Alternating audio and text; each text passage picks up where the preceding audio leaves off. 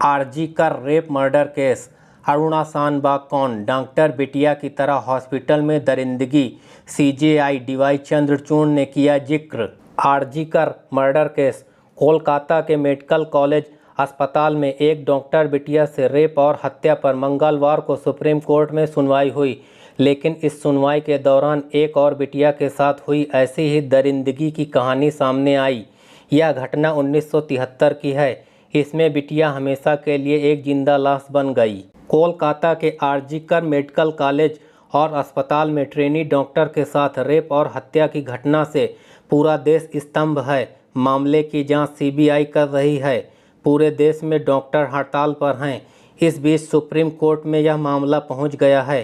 मंगलवार को chief justice D Y Chandrachud की बेंच ने इस मामले की सुनवाई की। इस दौरान चीफ जस्टिस ने एक ऐसे ही केस का जिक्र किया।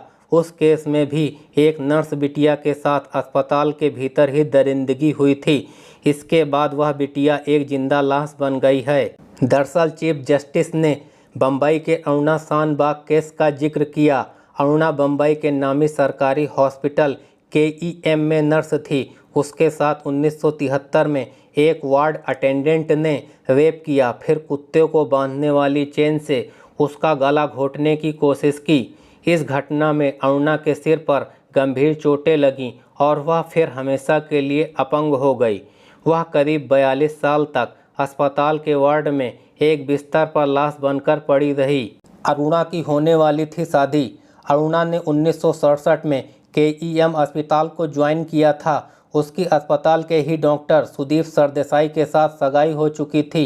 इन दोनों की 1974 में शादी होने वाली थी, लेकिन 27 नवंबर 1973 की रात वार्ड के एक अटेंडेंट सोहनलाल भारता पर शैतान सवार हो गया और उसने अरुणा पर हमला कर दिया। उसने अरुणा के साथ रेप किया, फिर कुत्ते की चेन से गला घोंटने की कोशिश की। इस घटना में अरुणा के दिमाग पर गहरी चोट आई और वह हमेशा के लिए अपंग हो गई। 2015 में अरुणा का निधन हो गया। ब्रेन सेल डैमेज हो जाने के कारण अरुणा जिंदा लाश थी। वह कुछ बोल नहीं सकती थी। वह अपनी हर एक ज़रूरत के लिए दूसरों पर निर्भर थी। वह 4 दशक से अधिक समय तक फोर्स फीडिंग पर जीवित रही। वह 42 साल तक अस्पताल में ही रही। केईएम अस्पताल के स्टाफ ने उसका अपनों से ज़्यादा ख्याल रखा। इच्छा मृत्यु की मांग। दरअसल अरुणा की यह कहानी तब नेशनल मीडिया में छा गई थी जब 2011 में एक पत्रकार पिंकी वीरानी ने सुप्रीम कोर्ट में एक याचिका दाखिल कर अरुणा के लिए इच्छा मृत्यु की अनुमति मांगी थी। पिंकी ने अरुणा की इस दर्दनाक कहानी को एक किताब का शक्ल दिया है।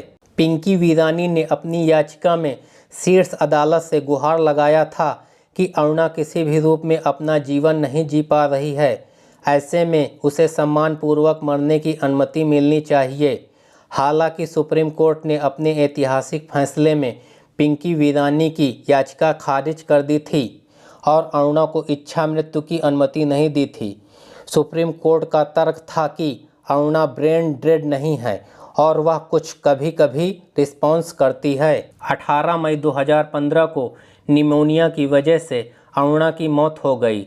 इस घटना के आरोपी सोहनलाल पर केवल चोरी और हत्या की कोशिश का केस चला, क्योंकि उस वक्त कानून की नज़र में सोडोमी यानी कि कुकर्म को रेप नहीं माना जाता था।